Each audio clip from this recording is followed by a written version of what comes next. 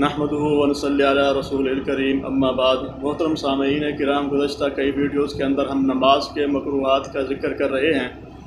कल की वीडियो के अंदर हमने नमाज के उन मकरूहात का ज़िक्र किया जिनका ताल्लुक़ कमर के साथ था और जिनका ताल्लुक़ हाथों के साथ था। यानी नमाज के अंदर ये दो मकरूहात इनके जो मुताल्लिक़ थे हमने ज़िक्र कर दिए। आज की वीडियो के अंदर हम नमाज के उन मकरूहात का ज़िक्र करेंगे जिनका ताल्लुक़ बैठने के साथ है या जिनका ताल्लुक़ खड़ा होने के साथ है। तो नमाज के वो मकरूहात जिनका ताल्लुक़ बैठने के साथ है वो दो किस्म पर हैं। पहला ये है कि नमाज के अंदर जब अत्तहियात के अंदर बैठते हैं तो चौकड़ी लगाकर बैठना यानी आलती पालती करके बैठना, ये नमाज के अंदर मकरूह है। और दूसरा, नमाज के अंदर इस तरह बैठना कि जैसा कि बादुल खला के अंदर बैठा जाता है, यानी दोनों घुटनों को खड़ा करके अपने रानों को सीने के साथ मिला के और दोनों हाथों को नीचे रख के इस तरह बैठना, ये भी नमाज के अंदर मकरूह है, इससे नमाज नहीं होगी। पहली सूरत के अंदर जैसा कि चौकड़ी लगाकर बैठना है वहाँ बिला उज़्र की बात है।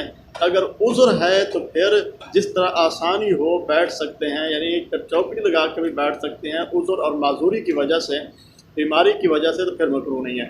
और अब खड़ा होने के अंदर तो जो मकरूहात हैं वो भी दो किस्म पर हैं।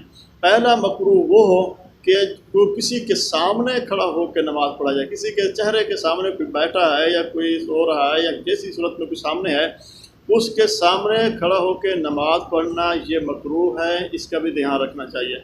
और खड़ा होने के अंदर दूसरा मकरूह जो अहम है, जो ज़रूरी है, जो हमेशा लोगों के अंदर एक जो है सुस्ती पाई जा रही है, वो ये है कि पहली सफ़ के अंदर जगह होने के बावजूद दूसरी सफ़ पीछे बना लेना, पीछे खड़ा हो जाना, ये नमाज के अंदर मकरूह है। और ये अमूमन हमें नज़र भी आता है, अक्सर लोग इसमें मुब्तला हो जाते हैं, तो इन चीज़ों का ख्याल रखना चाहिए।